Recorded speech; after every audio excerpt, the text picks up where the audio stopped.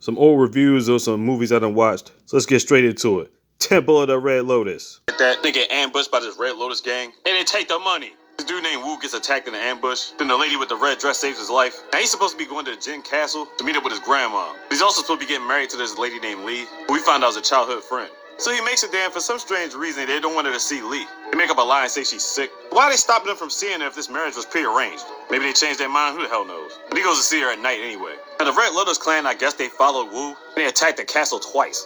Wu starts suspecting Lee's father might be a bandit. The only proof they have is the kind of dart that he threw. So he tries to convince his wife Lee to come on this journey. He's going to take revenge of the Red Lotus gang. But the family's not going to let him leave. He's got to get through the sister, the mom, and then finally the grandma. The grandma at this castle runs shit. Even though her dad's pretty badass, they take the chance to escape while everybody else is conducting business. Somehow dad was able to get the money back to the temple, but then I'm like, how the fuck did he do that? So we was like, is he part of the Red Lotus gang? But then he had just finished fighting them niggas, so I was like, nah. So Wu's got to get past Dude, and Dude's not letting him go nowhere. And the fight, Dude could have easily killed him at least like 5 times, right? But it wasn't really about that to him, you know what I'm saying? And Lee kept threatening to kill herself if they didn't let him go. Like, literally, every person that tried to stop him, she kept doing this shit. So they finally get to this temple after a while, and they're talking to these monks. And they got this one guy that's like a womanizer. He's keeping pretty girls in this little dungeon. And that's when we figure out, oh shit, they actually are the Red Lotus gang.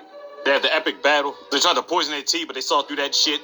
And the Red Lady's always helping them out, especially in the final scene. Then the gang gets away. So Wu talks to Lee, and he's like, yeah, I need to go back to the temple and work on my craft. And then I can come back and really take revenge. So they go back to the temple. That's the end of the movie. I'm like, what the fuck? Go back to Jin's castle. I'm like, so he never finished these niggas off? Just left us on a cliffhanger, some bullshit. Where's Red Lotus Part 2? Out of all the Shaw Brothers movies I've seen, this one left me goddamn baffled. Is he ever gonna take revenge? What the hell even go there for if he knew he wasn't that good? You were willing to risk your lives just to get past your family, to get to these niggas, and they end up getting away anyway. Again, what was the point in even going to the temple? They killed all these niggas, but they ain't killed the main niggas. Unresolved issues in a Kung Fu movie. What the heck? And now we have Executioners from Shaolin, 1977. Executioners from Shaolin, 1977. It's all about a tale of revenge. So we got a guy by the name of Hung. All his niggas is getting killed by the Shaolin Temple Masters. Then as they're cornered by Bow and Arrow Man, his brother sacrifices his own life so that Hung and the rest of his crew can get away. They put up a valiant effort fight for off a bunch of niggas. Eventually got done deal dead as shit. We see this lady by the name of Jin doing exhibitionist stuff.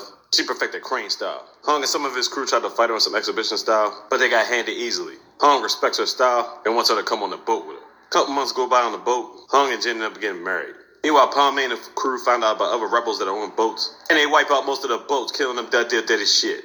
Hung, Jin, and his crew, they get to a secret location, and they end up having a son together. Of all things, they named their son Wendy. Why'd you do that to this little boy, really?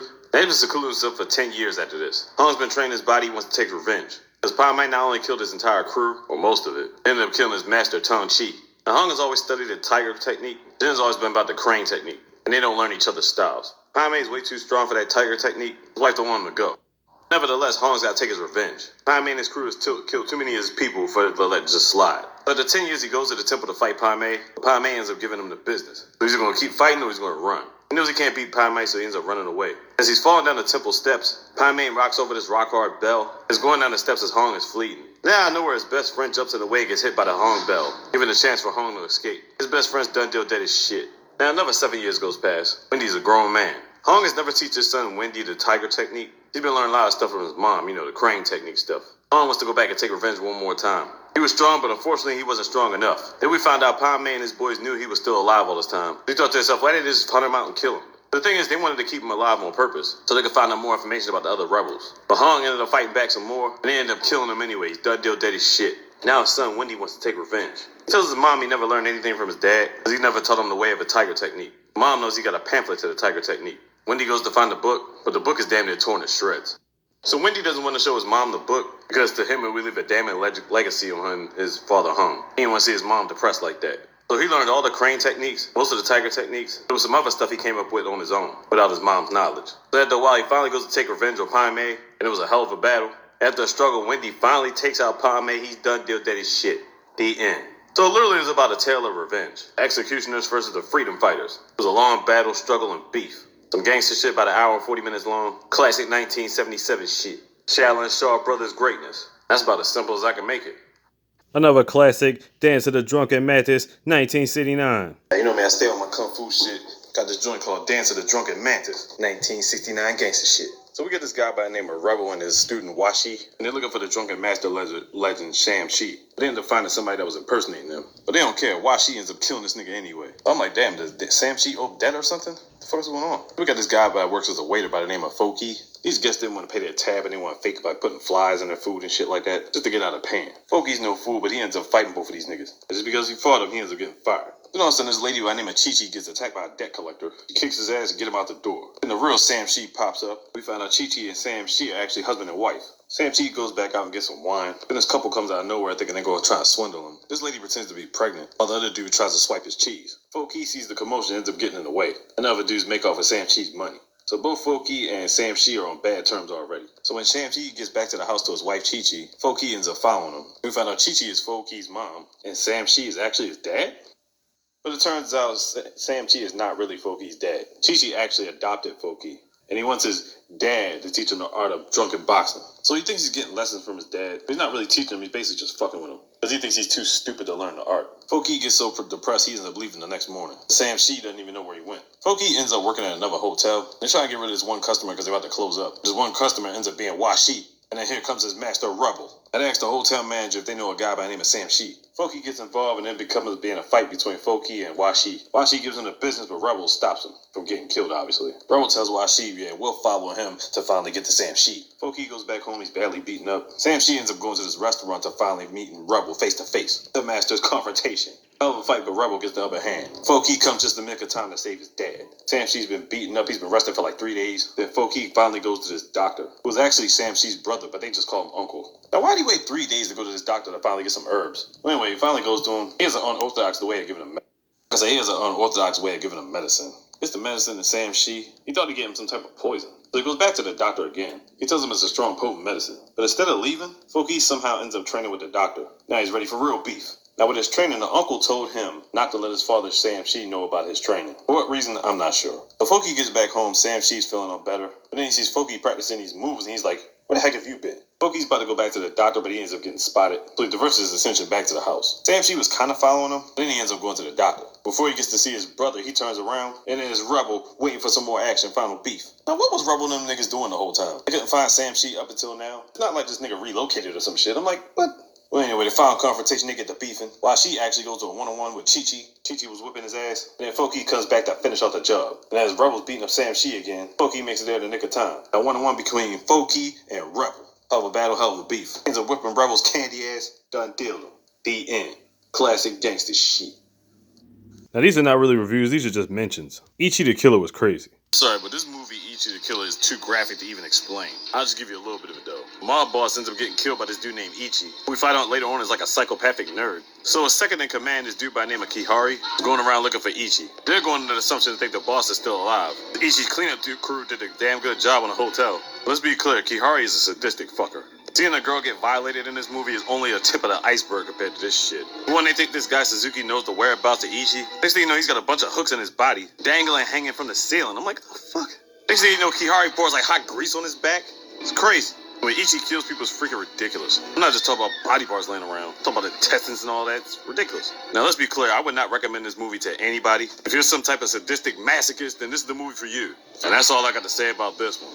Even at the start of Screams, just a bunch of screams. This is mayhem. But trust me, that's about the most tame part of this movie. I have to say it was a wild experience.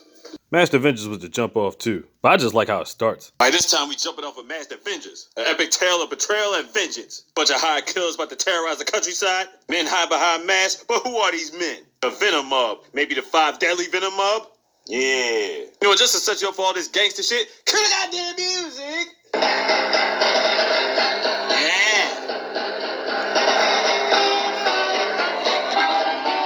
You know what time it is, you hear that shit.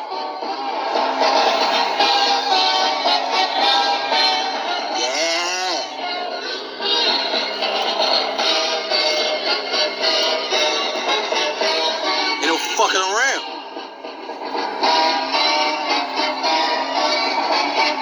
Better watch that shit. That's what I'm trying to tell you. Masked Avengers, if you ever can, check that shit out. Came out like 1981, giving niggas the business. Shaw Brothers shit, you know what it is.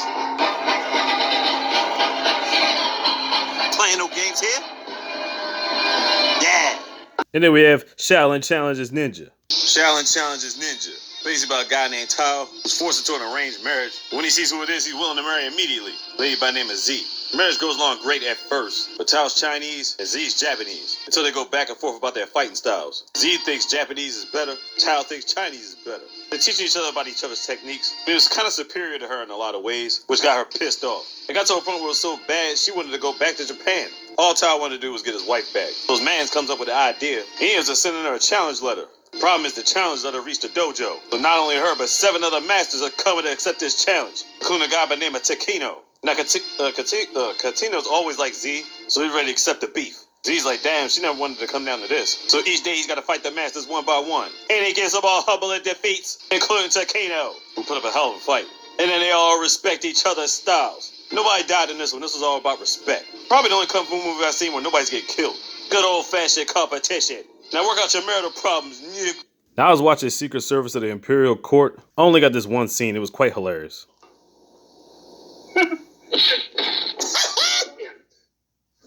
I gotta get that shit again. Come on, yo. Come on, son. So my man's hair gets bitch slapped from here to Hong Kong. And one of my favorite but most fucked up movies is Rage of the Master with Jimmy Wang Hu. Now, there's a lot of martial arts and kung fu movies out there, but my personal favorite of all time is Rage of the Master with Jimmy Wang Hu. Back in 1975 type shit. The reason I like it so much is it's not like any other Chinese hero movie. So right off the bat, you got people training in the dojo. The first 5 minutes, it gets taken over. The dude's mad because this guy's uncle kicked him out years ago. Now he's come back with his crew to wipe out everybody in the fucking clan. The only people that escaped was 2 siblings and a grandfather. Hunters were left dead. So they're pretty much the only surviving members left. Their only hope is reaching out to Jimmy. But his mom is not allowing them to fight. And he made a promise years ago when his father died that he would never fight again. So the sister and brother just stand around the house because they ain't got nowhere to go. Then the girl gets bit by a poisonous snake. Jimmy and his mom take her in to make sure she's good. She's just hoping that Jimmy will help them. Meanwhile, you got these evil bastards. They all about sex, money, and murder. They got a casino, they be taking money from people. They're just a bunch of boxing champion thugs. The crazy thing is, these thugs are still looking for the sister, brother, and grandpa. They want to wipe them out too just cuz. I'm like, god damn. Somehow these thugs end up finding a grandfather's house. I'm like, oh shit. But fortunately, nobody was home at the time. Jimmy Chan is somewhere walking off with a daughter. These motherfuckers find Jimmy. So basically, he has no choice but to fight. He beats the guys up, but he doesn't kill any of them. So technically, he didn't break his oath yet. A lot of stuff takes place after that. The boxers are hosting a tournament, so they're the ones there. But the other thugs end up finding Jimmy's house, and we're like, oh shit, it's about to go down. But Jimmy wasn't there. He had to get some stuff for his mom. So all the thugs are there, and they're doing business. They all fought their heart out. But unfortunately, the brother, the sister, the grandmother, and Jimmy's mom all die in the battle. Jimmy is fucking devastated at the destruction. And at that point, you find out why it's called the Rage of the Master. He comes back with a vengeance and wipes out the entire clan of boxers, thugs, all that shit by his fucking self. He murks everybody. The storyline's awesome. The music's on fucking point. A lot of mayhem and calamity. It's not your typical happy ending at all. Even though Jimmy does get revenge and wreck shit. The next video, I'm gonna show you a piece of the final fight scene. Yeah, here comes squad. You already know what time The final it is. fight scene. Not fucking around. What's he doing here? Nigga!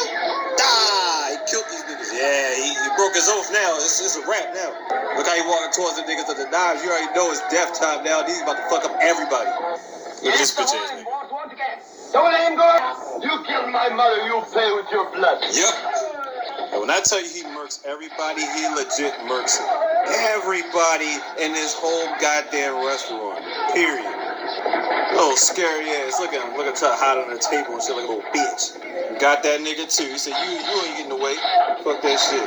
Took time to stab him while he was fucking up all these other niggas. They're all done. Fuck out of here. Just a pile of bodies laying. And here come this nigga. Nigga, you get deaded too. Fuck, chop this motherfucker's head off. Wow. Got his head in the body bag, nigga. And your partner get done to them too, nigga. Divine brilliance.